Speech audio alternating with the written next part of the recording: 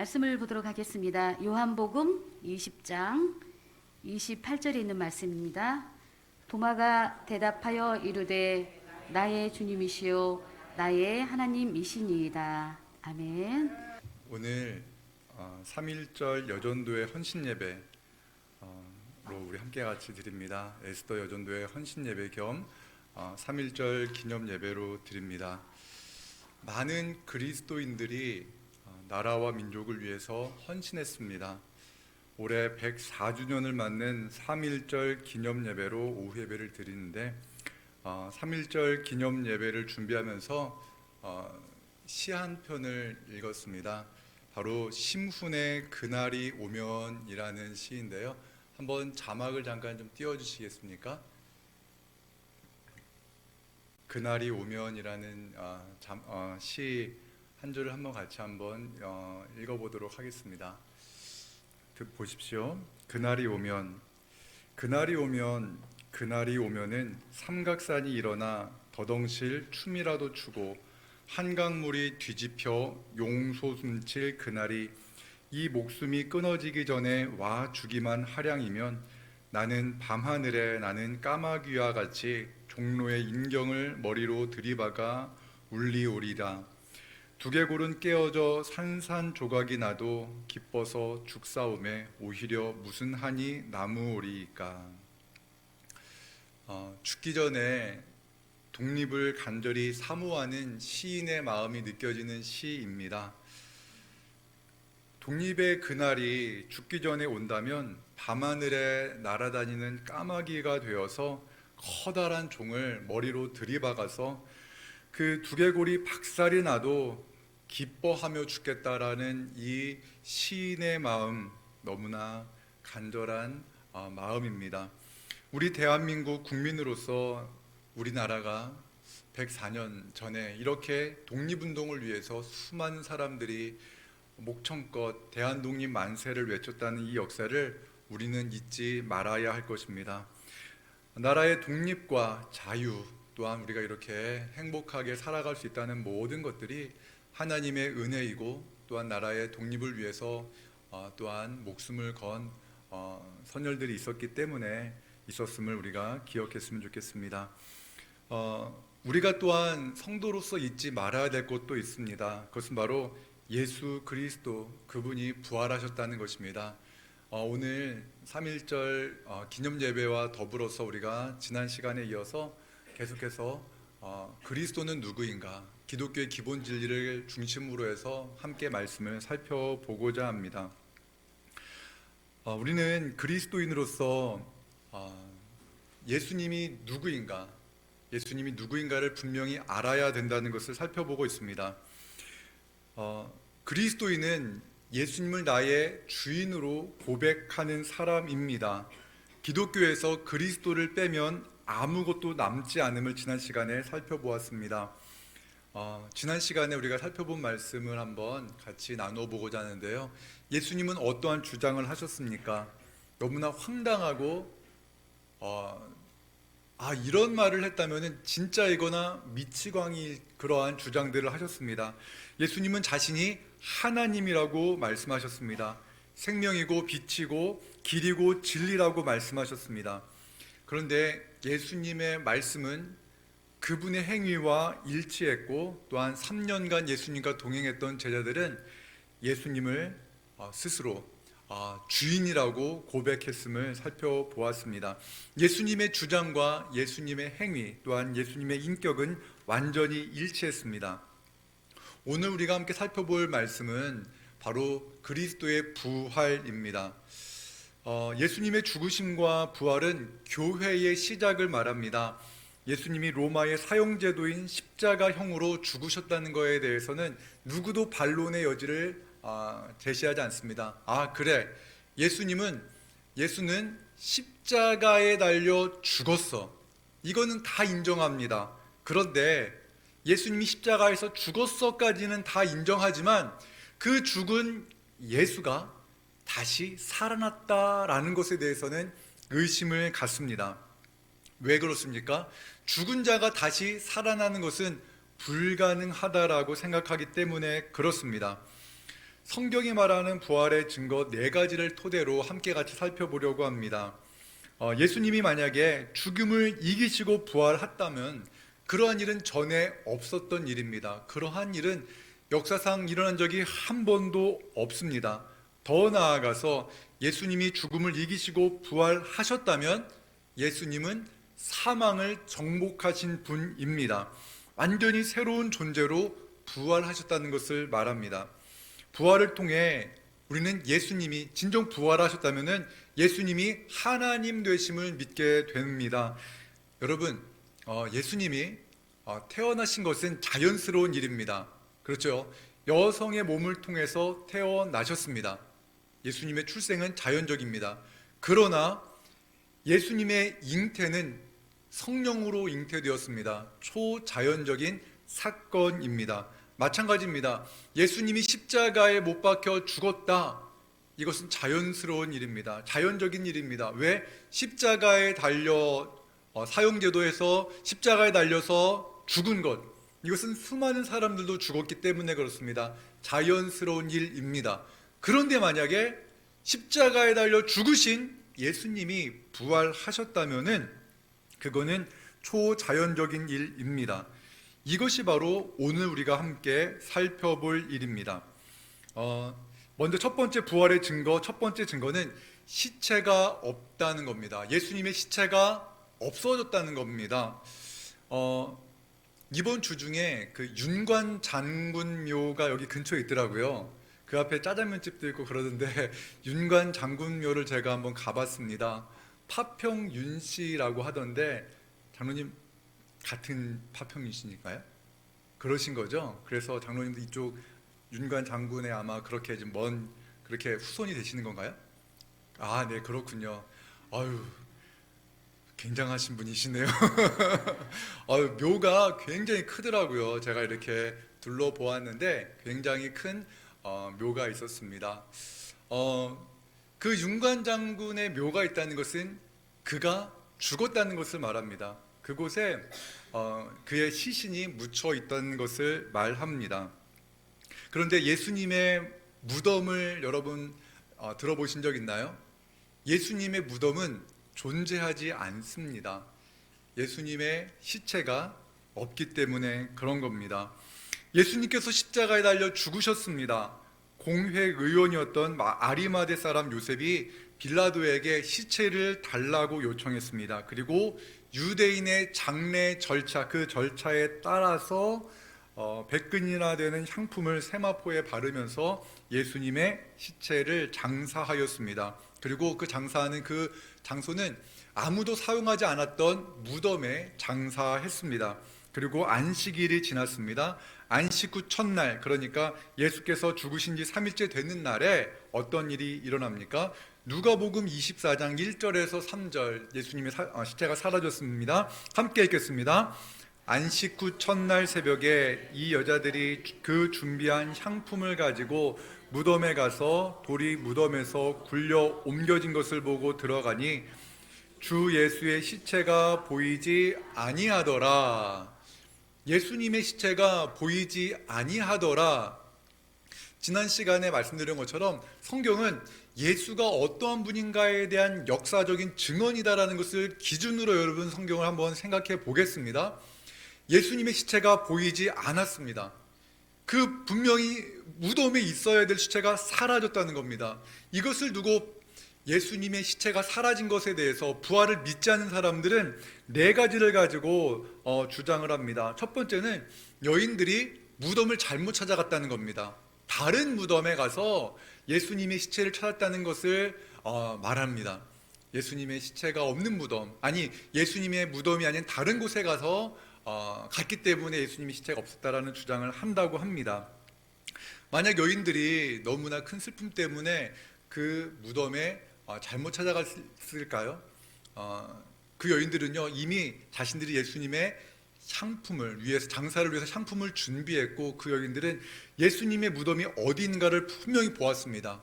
아니 설령 그 여인들이 그 무덤을 잘못 찾아갔다 할지라도 예수님의 제자들도 그 무덤을 알고 있었기 때문에 예수님의 제자들도 그 무덤에 갔습니다.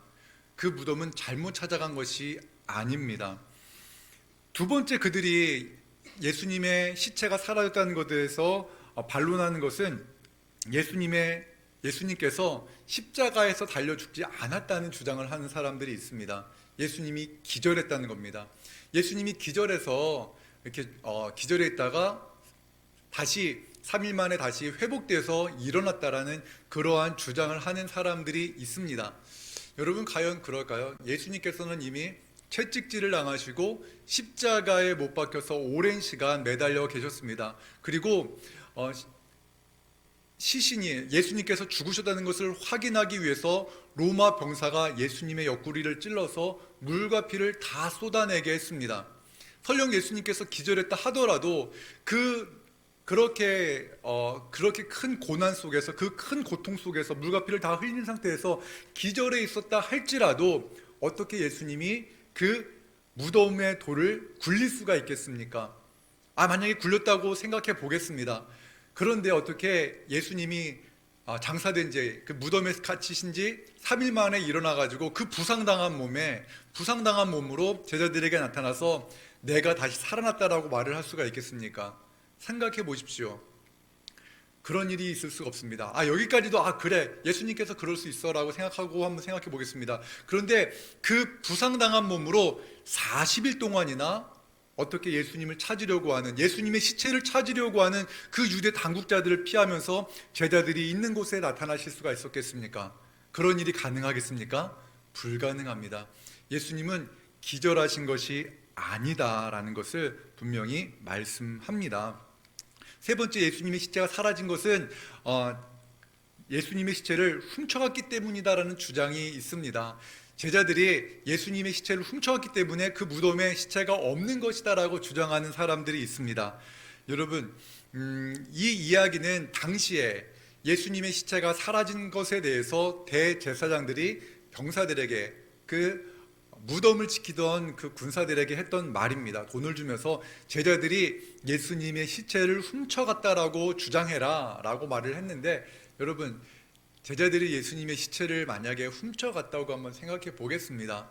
그러면은 그들이 예수님의 시체를 훔쳐간 상태에서 그 훔쳐간 시체를 가지고 예수님이 부활했다라고 말하겠습니까? 그 죽은 예수님의 시체를 어디다 숨겨놓고 예수님의 부활을 말할 수가 있겠습니까? 오히려 그 베드로는요, 이렇게 주장했습니다. 수많은 사람들에게 너희가 예수를 십자가에 달려 죽였으나 하나님이 그를 살리셨고 우리가 그 증인이다라고 이렇게 이야기를 했습니다. 그들이 그 꾸며낸 이야기다, 꾸며내서 예수님이 부활했다라고 말할 수 있을지도 모릅니다.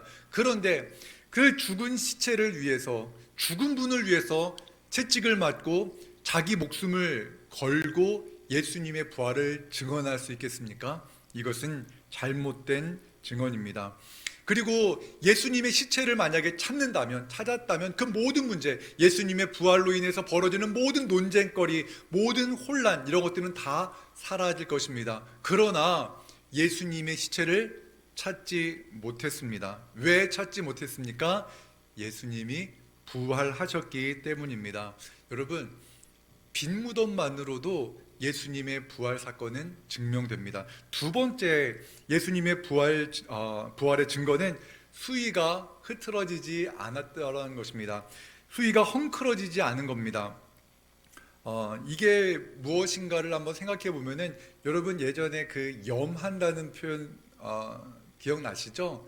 아마 오래전에 그 염하는 것들을 보신 분들 계실 겁니다. 이렇게 수의로 이렇게 몸을 꽁꽁 감싸는 그런 것과 우리 나라의 전통과 유대의 전통도 비슷했던 것 같습니다. 유대인들의 장례식은 죽은 자를 세마포로 동입니다. 그리고 아리마대 사람 요셉이 가져온 향품 100근이나 되는 것을 시신에 바르면서 또한 했기 때문에 세마포는 묵직했습니다. 묵직하고 그렇게 그것이 덧입혀져 있었습니다. 예수님의 몸에. 그런데 어떻게 됐다고 합니까? 요한복음 20장 6절에서 8절 말씀 한번 보겠습니다. 같이 읽겠습니다. 시작. 시몬 베드로는 따라와서 무덤에 들어가 보니 세마포가 놓였고 또 머리를 쌌던 수건은 세마포와 함께 놓이지 않고 딴 곳에 쌌던 대로 놓여 있더라. 그때야 무덤에 먼저 갔던 그 다른 제자도 들어가 보고 믿더라라는 겁니다. 여러분, 예수님이 쓰러져 계시다가 이렇게 벌떡 일어나가지고 기절했더니 일어나니까 좋네 이러면서 이렇게 기지개를 켜면서 자신의 몸에 있는 수의를 풀었다는 것이 아닙니다. 그런 것이 아닙니다. 그 수의에 남아있는 그 모습은 마치 번데기, 나비가 번데기를 뚫고 나오는 것처럼 이렇게 그대로 눌려져 있다는 겁니다. 그 모습 그대로. 이것이 가능하다는 것은 이거를 증명합니다. 예수님이 완전히 다른 몸으로 부활하셨다는 것을 말씀하는 겁니다. 그런데 마태복음 28장 6절의 말씀 이렇게 말합니다. 함께 같이 읽겠습니다. 시작. 그가 여기 계시지 않고 그가 말씀하신 대로 살아나셨느니라. 와서 그가 누우셨던 곳을 보라. 아멘. 그 당시에 그 예수님을 감싸고 있었던 수위만을 본다 하더라도 예수님의 부활은 증명된다라고 존 스토트 목사님이 말씀하시는데 저도 이 말에 100% 동의합니다. 예수님의 그 몸을 감싸고 있던 수위만으로도 예수님의 부활은 증명된다라는 겁니다. 여기서 멈추지 않고 세 번째 증거, 부활의 증거는 무엇이냐면은 부활하신 주님이 나타나셨다는 겁니다. 오늘 본문의 말씀과 같이 부활하신 예수님을 만난 도마는 그 주님의 못 박히신 손과 찔리신 창자국을 보았습니다. 예수님은 많은 사람들에게 나타나셨습니다. 막달라 마리아와 다른 여인들에게 나타나셨고 베드로에게 나타나셨고 엠마오로 가는 두 제자에게 나타나셨습니다. 다락방에 모여있던 사람과 도마를 포함한 11제자에게 나타나셨습니다. 예수님의 형제 야고보에게도 나타나셨습니다. 그리고 마지막으로 다메섹 도상에서 오늘 우리가 살펴보았잖아요.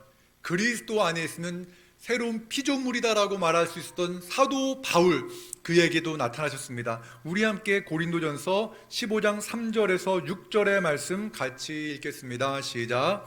내가 받은 것을 먼저 너희에게 전하였노니 이는 성경대로 그리스도께서 우리 죄를 위하여 죽으시고 장사 지낸 바 되셨다가 성경대로 사흘 만에 다시 살아나사 게바에게 보이시고 후에 12제자에게와 그 후에 500여 형제에게 일시에 보이셨나니 그 중에 지금까지 대다수는 살아있고 어떤 사람은 잠들었으며 그런 겁니다.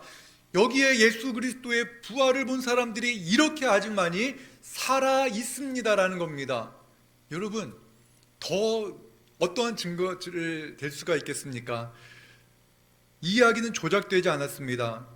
만약 부활하신 예수님을 조작하려고 이야기를 만약에 꾸며낸다면, 후에 조작을 한다면 더 확실한 증거로 이렇게 꾸몄을 것입니다. 하지만 그들이 본 것을 그대로 적어냈습니다. 그리고 무엇보다 그 당시에 처음 예수님의 부활을 목격한 사람이 여인이었거든요. 그런데 여인은 그 당시에 법정에서 여인들의 증언은 사용되어질 수 없었답니다. 무효랍니다. 증거로서 사용할 수가 없었답니다. 그럼에도 불구하고 가장 첫 증언자, 첫 목격자가 누구라고 합니까? 여인이었습니다. 여인들이 예수 그리스도의 부활을 목격한 첫 증인으로 채택한 것은 어떤 것을 계산한 것이 아니라는 겁니다. 처음으로 그들이 본 것을 그대로 말한다는 것은 어떠한 조작도 없었음을 말하는 겁니다. 그리고 예수님을 목격한 사람들이 다양합니다. 다양한 사람들인데 투박하고 또한 거친 성격의 베드로, 또한 의심 많고 현실적으로 아주 눈에 보이는 것만 믿는 도마와 같은 사람도 있었습니다. 다양한 사람들이 예수님의 부활을 목격했다라고 말씀합니다. 마지막으로 네 번째 증거가 무엇인가? 우리 함께 같이 한번 읽어볼까요? 같이 읽겠습니다. 시작. 제자들의 삶이 변화되었다. 부활의 마지막 증거는 제자들의 삶의 변화가 일어났다는 겁니다. 제자들의 삶의 변화가 일어난 겁니다. 예수님의 죽으심으로 제자들은 낙심했습니다. 하지만 사도행전에 나오는 제자들의 모습은 전혀 다릅니다. 예수님을 전합니다. 죽음을 두려워하지 않습니다. 생명을 아끼지 않고 천하를 어지럽게 했습니다. 여러분 한번 생각해 보십시오. 멀쩡하게 있던 사람들이 분명히 내가 볼 때에는 정상적인 사람인 것 같은데 죽은 자가 부활했다라고 이렇게 막 외치고 다니는 겁니다. 부활했다. 죽었던 예수 그리스도, 당신들이 십자가에 못 박아 죽인 예수가 살아났다. 그분이 하나님의 아들이다라고 이렇게 말을 하니까 이성적인 사고를 하던 사울, 그가 어떻게 합니까? 저런 사람들은 다 잡아 가두든지 죽이든지 해야 돼라고 생각했지 않습니까? 그러한 일이 벌어진 겁니다. 그 당시 예루살렘은 예수 그리스도의 부활 사건으로 인해서 막 이렇게 너무나 혼란스럽습니다. 그런데 그 사도들이 예수님이 부활했다라는 것을 증거하면, 선포하면 3,000명, 5,000명이 예수님께 나와서 예수님의 제자가 되어지는 그런 놀라운 일들이 일어났던 겁니다. 베드로는요, 예수님이 고난당하실 때 예수님 모른다고 했습니다. 당국자들을 두려워했습니다. 그들을 두려워하면서 나는 예수를 모른다오, 나는 예수를 모른다오, 맹세컨대 그를 모른다오 3번이나 부인했습니다. 그런데 그가 부활하신 예수님을 만난 후에 어떻게 합니까? 예수님께서 십자가에 죽으셨으나 부활하셨다라고 이렇게 선포합니다. 그 증언을 하지 말라라는 그런 당국자들의 협박이 있었음에도 불구하고 그는 멈추지 않았고, 그래서 그는 감금되었습니다. 그리고 그 다음날 사형당할 위기에 직면해 있었습니다. 이제 하룻밤 자고 나면 죽을 겁니다. 그런데 그가 아주 깊은 잠을 잤다라고 성경은 말하잖아요. 왜 깊은 잠을 잘 수가 있었을까요? 그가 부활하신 예수님을 목격했기 때문입니다.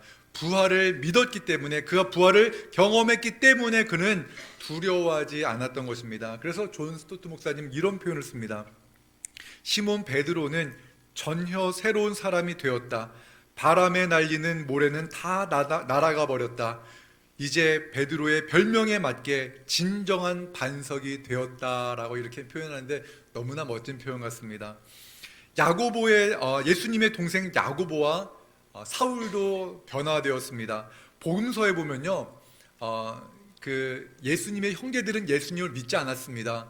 예수님을 좀 정신 나간, 왜 저래? 라면서 형을 인정하지 않았습니다. 그런데 예수님께서 부활하신 후에 그에게 나타났을 때 야고보도, 그의 동생, 예수님의 동생 야고보도 예수님을 하나님으로 믿게 되었습니다. 또한 바울 역시 마찬가지입니다. 부활하신 예수 그리스도를 만난 후에 그는 그리스도 안에 있으면 새로운 피조물이다라고 이렇게 증언하면서 그의 생명을 걸고 복음을 전하는 그런 엄청나게 변화된 삶을 살아갑니다. 우리 함께 같이 고린도전서 15장 7절과 8절의 말씀 함께 읽겠습니다. 시작. 그 후에 야고보에게 보이셨으며 그 후에 모든 사도에게와 맨 나중에 만삭되지 못하여 난 자 같은 내게도 보이셨느니라. 아멘. 야고보, 예수님의 동생 야고보는요, 예수 그리스도의 증인으로 살았습니다. 사도 바울도 마찬가지입니다. 박해를 당했지만 그들이 목격한 예수님이 하나님이시라는 것을 증언했습니다. 예수님의 부활을 증언하기 위해 목숨을 건 것입니다. 이것이 바로 4가지 부활의 증거입니다. 시체가 사라졌고 수위가 그대로 헝클어지지 않고 그대로 있었으며, 또한 예수님께서 부활하신 몸으로 제자들에게 나타나셨고, 또한 그 부활하신 예수님을 만난 제자들의 인생이 완전히 변화되어졌다는 것, 이것으로 예수님의 부활의 증거는 확실합니다. 예수님은 누구이십니까? 예수님의 주장은 엄청났습니다. 예수님은 인격적으로 완전했습니다. 예수님의 말씀과 예수님이 행하신 것은 동일했습니다. 더 나아가 예수님은 죽음을 이기시고 부활하셨습니다. 이 모든 것을 종합할 때 예수님이 하나님이라는 증거는 확실합니다. 부활하신 예수님을 자신의 눈으로 직접 보기 전까지 믿을 수 없습니다라고 말했던 도마의 고백은 우리 모두의 고백이어야 됩니다. 나의 주님이시요 나의 하나님이십니다라는 이 고백을 우리 모두가 하기를 원합니다. 마지막으로 함께 우리 한번 고린도전서 15장 19절에서 20절의 말씀 함께 같이 읽겠습니다. 시작. 만일 그리스도 안에서 우리가 바라는 것이 다만 이 세상의 삶뿐이면 모든 사람 가운데 우리가 더욱 불쌍한 자이리라. 그러나 예수 그리스도께서 죽은 자 가운데서 다시 살아나사 잠자는 자들의 첫 열매가 되셨도다. 아멘. 여러분, 우리가 바라는 삶이 이 세상의 삶뿐이면은 우리는 참 불쌍한 사람입니다. 여러분, 이 주일 오후에, 주일 낮에는 또 이런저런 식당에서 열심히 그릇 봉사하고 또 이 오후에 이렇게 피곤한 시간에 우리가 나와서 함께 같이 예배합니다. 누구를 위함입니까? 누가 있기 때문입니까? 부활하신 주님이 있기 때문입니다. 그리고 우리의 삶이, 이 세상의 삶이 전부가 아니라는 것을 믿기 때문에 우리는 예배합니다. 우리는 이렇게 주님의 구원의 통로가 되어지고 또한 주님의 몸된 교회이기 때문에 우리는 이 교회에서 또한 다른 성도들을 섬기기 위해서 이렇게 열심히 봉사했습니다. 특별히 에스더 여전도회 회원분들 너무나 수고가 많습니다. 어찌 보면은 교회의 여러 가지 일들을 정말 힘써서 봉사하시는 우리 에스더 여전도회 분들, 이 말씀 마음판에 깊이 새기십시오. 우리의 삶이 이 세상의 삶이 전부라면 우리가 가장 불쌍한 사람일 겁니다. 그러나 예수 그리스도께서 부활하셨고 또한 부활하심으로 말미암아 부활에 잠자는 자들의 첫 열매가 되셨습니다. 그처럼 첫 열매가 되셨기 때문에 우리도 부활할 것입니다. 이 믿음을 가지고 부활신앙으로 날마다 주님께 영광 올려드리는 우리 에스더 여전도의 모든 회원들이 되시기를 주님의 이름으로 축원합니다. 아멘. 사랑과 은혜 하나님 감사합니다. 3.1절 기념예배와 에스더 여전도의 헌신예배로 드리는 오늘 이 시간, 예수 그리스도의 부활이 우리의 삶 가운데 날마다 새롭게 기억되어질 수 있도록 도와주시옵소서. 우리의 삶은 참 어렵고 힘이 들지만 그 모든 어려움들을 부활 신앙으로 살아내게 하여 주시옵소서. 그리스도께서 죽은 자 가운데 다시 살아나셔서 잠자는 자들의 첫 열매가 되셨음을 믿습니다. 이와 같이 우리도 하나님 부활을 기대하며 주님과의 만남을 기대하며 날마다 기뻐하고 또한 기도하고 모든 것에 감사하는 삶을 살아가게 하여 주시옵소서. 예수님 이름으로 기도드리옵나이다. 아멘.